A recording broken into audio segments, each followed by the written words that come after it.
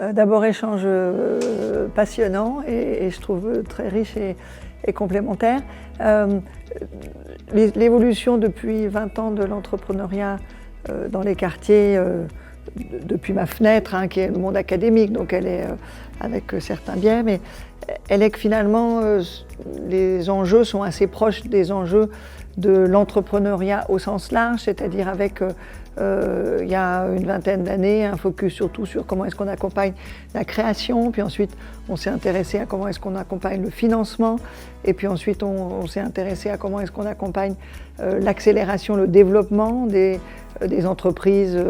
en général, et dans les quartiers, mon sentiment c'est qu'on fait un petit peu ce même chemin, c'est-à-dire à s'être intéressé beaucoup d'abord à la question de comment est-ce qu'on fait naître des entrepreneurs dans les quartiers, comment est-ce qu'on légitime cette activité, comment est-ce qu'on donne envie. Et puis il y a eu un temps où on a beaucoup travaillé sur des financements spécifiques pour ces entrepreneurs qui ont peut-être des temporalités et des cycles de vie d'entreprise un peu spécifiques et différents. Et aujourd'hui, la question, elle est comment est-ce que quelque part les entrepreneurs des quartiers peuvent être accélérés, rentrer dans les dispositifs de droit commun. Donc voilà, des enjeux qui sont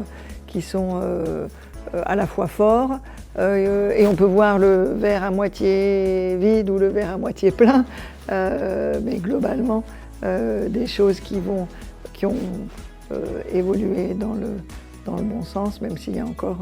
beaucoup de boulot, et notamment beaucoup de boulot dans la mise en réseau de l'ensemble de l'écosystème, c'est-à-dire les acteurs publics, les acteurs associatifs et les accompagnateurs, on va dire, de l'entrepreneuriat,